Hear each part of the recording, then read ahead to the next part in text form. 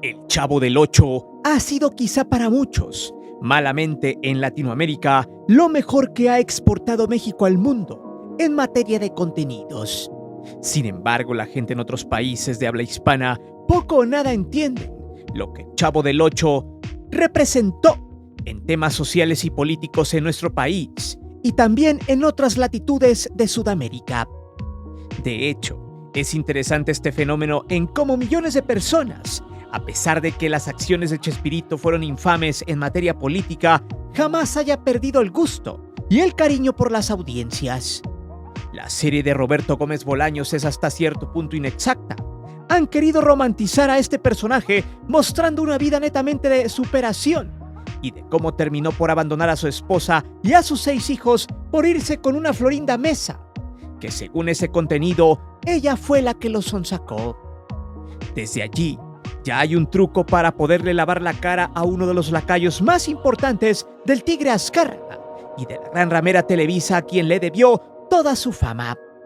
Porque podrás ser muy talentoso, pero si no tienes quien proyecte tus contenidos, simplemente ese talento se queda en el exilio de que millones de personas lo conozcan. Por eso Chespirito representó un personaje altamente infame para millones de mexicanos, quienes se sintieron aludidos por la forma en la que este sujeto materializó y normalizó la pobreza en nuestro país en los años 70 y 80. Además de apoyar a muchos dictadores de la época, quienes tenían la misma ideología que él. Por eso el familiar indirecto de Gustavo Díaz Ordaz sabía perfectamente que no solo era llevar a la pantalla las ideas del supuesto humor blanco, del cual siempre se jactaba ser fiel en su bioserie, sino que también la fama que lo arropó lo ayudó a codearse con gobiernos miserables y sobre todo a ser parte de un sistema corrupto en México. La punta de lanza no solo para servir al partido político en el poder en la famosa dictadura perfecta, sino también para colaborar en el embrutecimiento de las audiencias mismas que se mofaban de su pobreza y de su precaria realidad. Prepárate, porque este video estoy seguro que no gustará a los románticos de este personaje que tienen malamente postrado en el tabernáculo del éxito, ya que este video tiene una alta dosis de realidad, cayéndose ese ídolo de papel que por décadas simbolizó Chespirito en toda Latinoamérica. Por cierto, si te gusta el video, no te hagas del rogar. Suscríbete, que se vienen más contenidos rompemadres como este. Es por eso que hoy te presento el lado más rancio y oscuro del Chavo del Ocho y de Chespirito. Antes de seguir con el video, te invito a suscribirte al canal, activa la campana de notificaciones para que recibas todo nuestro material y las narraciones en vivo. Te divertirás, te lo aseguro.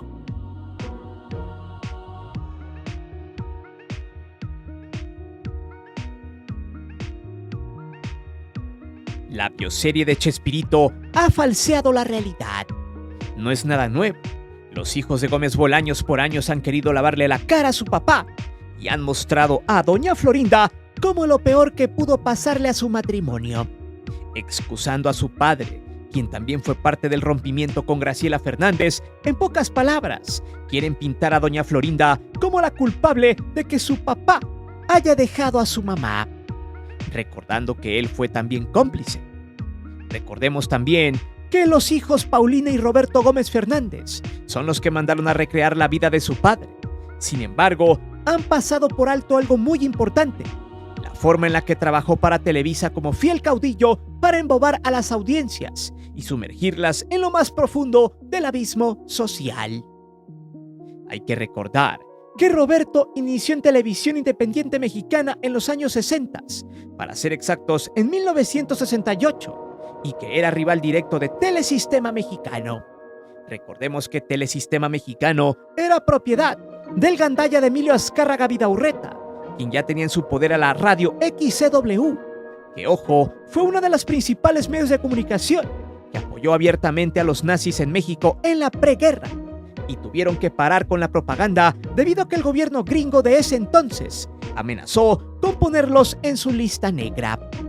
Su socio Rómulo Farri y Guillermo González Camarena, el creador de la televisión a color y el dueño del Canal 5, No por nada en las últimas letras de las siglas XHGC corresponden a las iniciales del nombre de su dueño. Y es donde entra lo sabroso y del por qué estamos haciendo este video. En el 68, ¿quién estaba de presidente de México? Exacto, Gustavo Díaz Ordaz, que a su vez era familiar indirecto, ya que la madre de Gómez Bolaños era prima de Gustavo, la cual tenía ciertos valores inculcados por su familia, así como las cuestiones políticas. No por nada más adelante explicaremos por qué sus pensamientos de derecha y hasta su extrema derecha, cosa que a los fanáticos de este personaje no les gusta hablar. En fin, Roberto hizo en el Canal 8 sus famosos personajes, que lo llevarían a la fama luego de estar en la agencia de publicidad Darcy, la cual lo había contratado como guionista para ciertos actores cómicos como Viruta y Capulina. De hecho, la serie muestra que Capulina era un ojete con él. Ese video pronto lo tendremos porque hay muchas verdades a medias. En fin, el éxito de Chespirito se dio en el Canal 8, mismo que por órdenes del presidente Luis Echeverría Álvarez, quien había sucedido en el poder al feo de Ciudad Cerdán, antes San Andrés Chalchicomula, pero que como no le gustaba el nombre indígena al presidente, este ordenó cambiarlo a Ciudad Cerdán. Lo mismo pasaría con Luis Echeverría, quien necesitaba que solo hubiera una televisión mexicana que estuviera al servicio del presidente, de su partido y del poder. Por eso en 1973, casi por decreto presidencial, obligó a los regios del Canal 8 a fusionarse con Telesistema Mexicano de Azcárraga Vidaurreta. Sí, el abuelo del cara de Cuyo Azcárraga, quien se acababa de petatear. Ese simple movimiento obligó a que Chespirito llevara sus ideas y personajes a Televisa. Y lo sabía el Tigre, quien en el final del capítulo 3 de la serie dijo que él no lo iba a contratar, que Chespirito llegaría solo, y así fue como se dio. Gómez Bolaños sería el parteaguas para que Televisa tuviera el poder en México, para que fuera el caudillo de los presidentes y sobre todo fuera la empresa única de contenidos televisivos en México y en toda habla hispana. Y así fue. Desde ese entonces, Gómez Bolaños pidió poder y libertad para laborar. Por eso era el único que podía fumar en los foros. La idea era extender las temporadas del Chavo del Ocho, un proyecto naciente que apenas tenía 2 años, recordando que La Vecindad nació en 1971 y en el 73, tras la fusión, ya salía en Canal 2 de Televisa en horario estelar. Para el PRI de Luis Echeverría, esto era algo muy importante, debido a que el gobierno de su antecesor aún tenía las cargas de la matanza en la Plaza de las Tres Culturas y había pedido fervientemente al padre del Cuyo que se apaciguara a la gente. Gómez Bolaños y sus creaciones eran el punto perfecto para que se olvidara el 2 de octubre y que se enfriaran las aguas. Por eso, dentro del contenido en aquellos ayeres, era que se crearan más episodios, para que la gente, en lugar de ver noticias o enterarse de lo que sucedía en el mundo político y social, mejor se dedicaran a trabajar y atender a su familia. Y que todos en conjunto se sentaran a ver El Chavo del Ocho con una temporada nueva y un episodio nuevo. De hecho, nuestros padres, abuelos, si aún viven, sabrán que en aquellas épocas, en los 70s, El Chavo más el fútbol era la válvula de escape para miles de familias mexicanas y el monótono día a día dentro de la sociedad mexicana. Televisa se encargó de encumbrar a Gómez Bolaños, comercializó su contenido y le dio un espectro de amplitud muy alta entre las masas en México y Latinoamérica, como la punta de lanza de los contenidos de entretenimiento y un negocio redondo que les hizo ganar miles de millones de dólares, siendo la gran joya de la gran ramera. Pues gracias a Chespirito, no solo tenía embrutecida a la gente, sino también el ok de los gobiernos priistas que estarían listos para hundir aún más al país.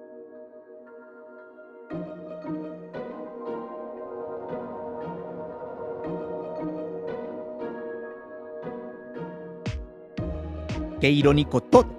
El contenido de Gómez Bolaños quería ser humor blanco, pero terminaba siendo muy hipócrita de su parte y de Televisa, porque uno decía que El Chavo del Ocho era un pasatiempo para los problemas sociales de México y que era una pequeña parte de felicidad de las familias, mientras que Televisa sugería a las familias mexicanas a sentarse a ver el nuevo capítulo del Chavo, a la par El mismo Gómez Bolaños terminaría hundiendo su matrimonio por caliente y gandalla.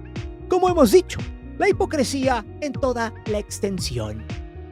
Sin embargo, aquí hay que darle la razón a Gómez Bolaños cuando en su biografía, sin querer queriendo, explicó que su contenido iba estrictamente dirigido a un público adulto y no al infantil. Sin embargo, Televisa no fue tonta y tomó este tipo de sketches para ponerlos en horario familiar, debido a la nobleza entre comillas de los personajes. Pero que en realidad, todos se comportaban con diálogos fuertes y pesados hacia un público infantil para la época. Aún así, el Tigre decidió que esta fórmula sería muy interesante, ya que esta gente madura que veía al Chavo se sentaría con sus hijos a disfrutar de los episodios. Luego, estos niños crecerían heredando estas costumbres televisivas en sus vástagos. Y así sucesivamente, un efecto dominó. Con el tiempo, esos chicos educarían a su forma y a su semejanza a sus hijos. Y así al paso de los años generando cierto arraigo, a tal grado que había un ganar-ganar. Chespirito sería recordado por siempre y a su vez serviría como el anestesiólogo de las conciencias, al menos en México. Mismas que servirían para siempre darle el poder al partido que gobernaba nuestro país en ese entonces. De allí se deriva la frase célebre del Tigre Azcárraga que dice que ellos son un soldado del PRI y del presidente. Recordando cómo los Alemán Velasco eran vicepresidentes de Telesistema Mexicano, que a su vez eran responsables de la imagen televisiva del presidente en los años 60 y 70 en la Gran Ramera. Cuando Chespirito se hizo famoso y empezó a tener un impacto tremendo en Latinoamérica, países como Chile y Argentina estaban inmersos en dictaduras muy sanguinarias, mismas que eran validadas por el gobierno mexicano y por ende de Televisa, a quien le importaba que su producto se vendiera. Ya como el elenco del Chavo del Ocho en los años 70, estos viajaron varias veces a esos dos países y en dos ocasiones por invitación de las dictaduras, la de Pinochet en Chile y la de Videla en Argentina. Pregunto, ¿cuál fue su relación? Aplicaron la misma que en México. El gobierno se encarga de silenciar a la gente que es molesta y opositora, y después, luego que pasa el temblor, se apuesta al olvido, y apuestan que la gente mejor se ponga a ver televisión, que en ese entonces era la panacea. Todos querían ser famosos o ir a algún show de su programa favorito de televisión. Y allí es donde entra el Chavo del Ocho. Aquí es donde viene la incongruencia de muchas personas. Pregunto, ¿cómo puedes aplaudir un show que crearon para suavizar las tragedias, en este caso, las de las dictaduras de Latinoamérica? Chespirito y el Chavo del Ocho fueron 2 veces a cada país en esos entonces con el objetivo de suavizar los problemas políticos y sociales. En ambas ocasiones los gobiernos los trataron como si fueran reyes o incluso como si fueran jefes de Estado. La idea era hacer mucho ruido en sus países, donde se presumía que los personajes del programa más visto de la televisión en Latinoamérica llegaban a Chile y Argentina en busca de la paz social. Algo muy estúpido, pero que la tele se encargaba de magnificar. Algo así como lo siguiente, aplicando con la selección mexicana de Televisa en Estados Unidos. Así fue como en 1977 el elenco del Chavo aterrizó en Chile y el show se preparó para que se diera en el Estadio Nacional de Chile, lugar donde Pinochet concentraba a sus opositores para darles cuello. Imagínense aceptar la invitación a comer de un asesino a su casa y luego darle diversión entre comillas a la gente para apaciguar los temas sociales. Eso se llama prostitución mediática. Ante alrededor de 35,000 espectadores, el show del Chavo del Ocho se llevó a cabo y de hecho Kiko y los demás actores dijeron que había sido un éxito. Televisa estaba regocijándose, pues hacían un favor a la dictadura de Pinochet, aplicando la caja china. Textual, Carlos Villagrán en ese entonces dijo esto: la experiencia en Chile ha sido sensacional, un recibimiento como no lo hemos tenido en otro país. El cariño que tiene el público chileno lo siente uno más. De hecho, lo más infame es que en voz del propio Chespirito dijo que aún así ellos hubiesen vivido en Chile las atrocidades que Pinochet aplicó. Aún así, con esas amargas vivencias sociales, él no hubiera renunciado al show y se hubiera presentado en el estadio para el espectáculo, debido a que según él, Su idea era llevarle sonrisas a la gente a pesar de su miseria. Las declaraciones de Chespirito son altamente infames.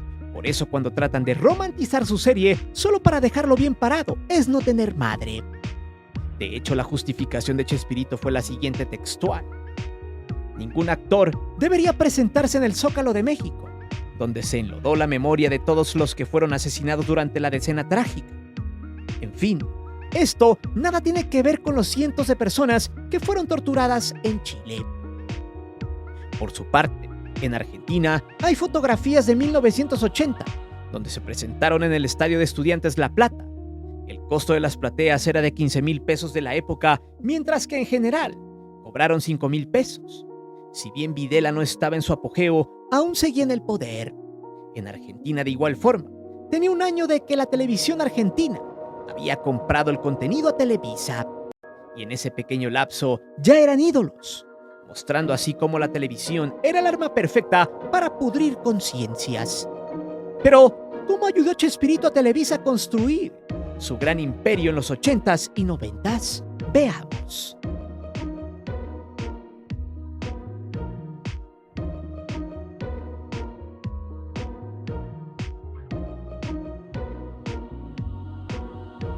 En los años 70s y 80s, al no haber muchas alternativas y con una sociedad mexicana esclavizada por la televisión, el Chavo del Ocho se hizo muy famoso, con chistes repetitivos, acciones muy simplonas de humor disque blanco, comicidad para toda la familia según, y que estaba enfocada a que las familias mexicanas salieran de su mundo jodido para tener un poco de diversión y esperanza.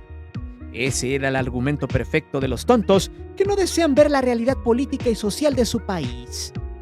Muchos opinan que eran fanáticos del Chavo, porque en sus tiempos no había nada que ver y además justamente salían de las malas noticias que había en su realidad.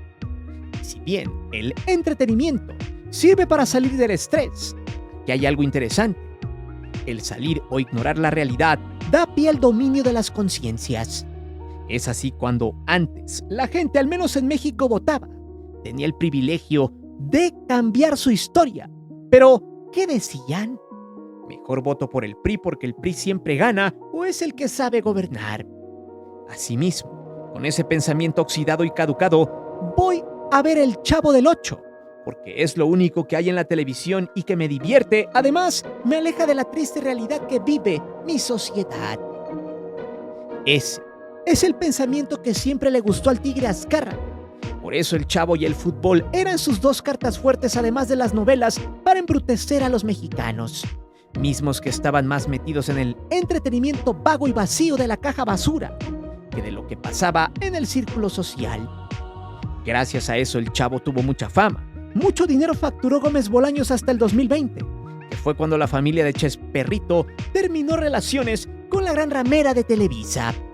De hecho, en la paleta de contenidos de los años 2000, el Chavo aparecía en varios canales, y más en el Canal 2, siempre cuando buscaban que la televisión tuviera cierta injerencia en la política, por medio del entretenimiento. Esa era la máscara principal del objetivo del Chavo del Ocho: sensibilizar a las audiencias, por medio de un cúmulo de personajes que emulaban ser residentes de una clásica vecindad rascuacha e infame del centro de la Ciudad de México. Con diversos giros, el Chavo del Ocho, que era el clásico niño huérfano, pero que pensaba como Pepito el de los chistes, como gente grande, y a su vez era demasiado tonto e ingenuo, haciendo mofa y referencia a muchos niños de la calle que no tenían un techo donde vivir. Por eso el barril, que significaba básicamente el pequeño mundo de aquel niño de la calle, que en ese entonces era un común denominador del centro histórico en la Ciudad de México. Sumado a eso, el clásico papá borracho bueno para nada y soltero, huevón, moroso, y su hija chillona pero gandalla como la Chilindrina. El tipo con dinero, mamón y tonto, que rentaba aquellos departamentos de la vecindad y que cada mes llegaba a cobrar la renta y exigía a todos pero más al moroso. La típica mamá soltera wannabe aspiracionista, que por tener un poco más que los demás de la vecindad y vivir de la pensión de su marido muerto, utilizaba a su hijo para demostrar poder adquisitivo. El mínimo, pero lo demostraba, vistiéndolo bien y teniéndolo bien chiqueado. En además de tratar de ligarse al maestro de su hijo, el profesor Girafales, quien cada que podía iba a tomarse una tacita de café con su mamá, mientras el chamaco jugaba en el patio. Que por cierto, en ningún episodio Kiko entró a ver a su mamá mientras el profesor Girafales estaba con ella. Algunos sugieren que cada que la visitaba, solo lo hacía para ir a parchar aquella papaya abandonada con telarañas. Además de una señora de 70 años que vivía sola con sus gatos en un departamento, a la cual le apodaban la bruja, y que representaba al México del ayer, de las buenas costumbres y de aquellos que tenían razonamiento propio y no se dejaban llevar por la televisión. Una generación que escuchaba radio y que tenía capacidades para subsistir ante la adversidad.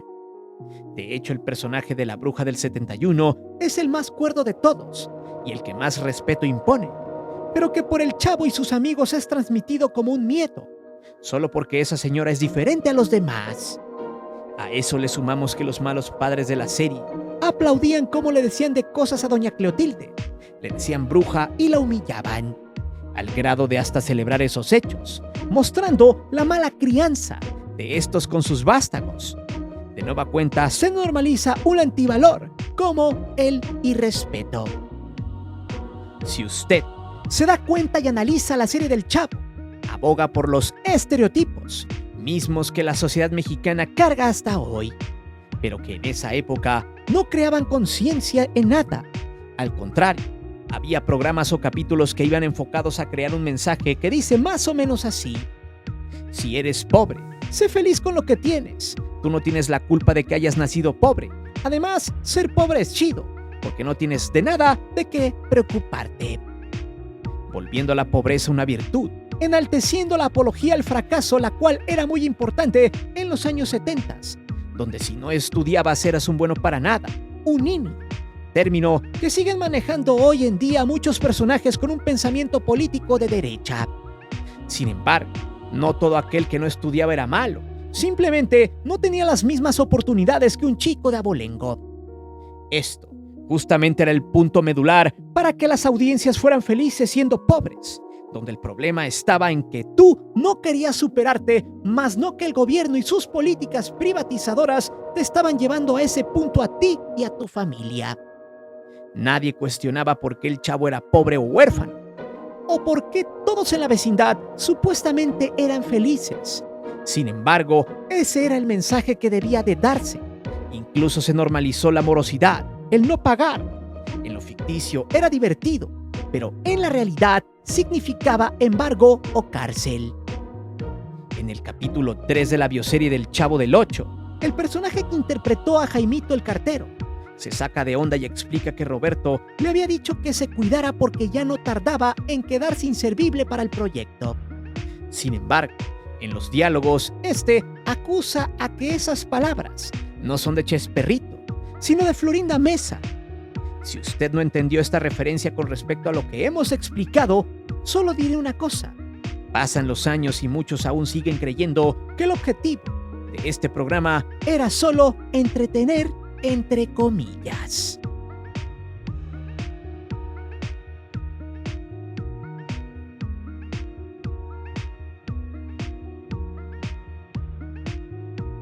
La fusión de Telesistema Mexicano y Televisión Independiente tiene otro matiz. Mientras que en la versión política, Luis Echeverría presionó con la fusión a ambas televisoras, con impuestos y para poderse arreglar solo con una de ellas, la versión de Televisa no se aleja de la realidad política, la cual habla de que Azcárraga Vidaurreta no quería hacer tratos con la competencia. Sin embargo, tras su muerte en el 72 y tras la muerte de su yerno en un avionazo, el Tigre Azcárraga se quedaría como heredero y lograría las peticiones del presidente en turno, según por las cargas fiscales que tenía la empresa y porque se ganaba mucho menos de lo que se gastaba. Por eso se propuso la fusión con Televisión Independiente y por ende que existiera solo una televisora, que no se saliera del huacal. Y si bien el Chavo del Ocho y los personajes de Gómez Bolaños no estaban inmiscuidos directamente en la política, indirectamente sí tenía fines políticos. El ganar, para ambos era lo más importante. Televisa ganaba adeptos y mucho dinero, y Chesperrito se hacía cada vez más famoso y millonario. De hecho, Seguramente muchos se preguntarán, bueno, ¿y cuánto ganaba con sus contenidos y en regalías a nivel internacional? Este dato es sumamente ambiguo e inexacto en algunos casos. Según la revista Forbes, cada capítulo del Chavo del Ocho le generó ganancias a Televisa por 1.3 millones de dólares. Sin embargo, los pagos al elenco siempre fueron variados, algunos desde 100 pesos semanales de la época hasta 2,000 pesos semanales.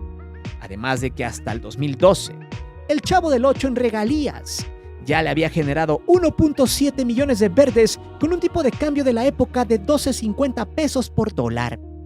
Sin embargo, esas cifras cambiaron con el tiempo, recordando que para 2020, el grupo Chespirito rompió con la Gran Ramera, además de que Roberto acumuló una fortuna gigantesca.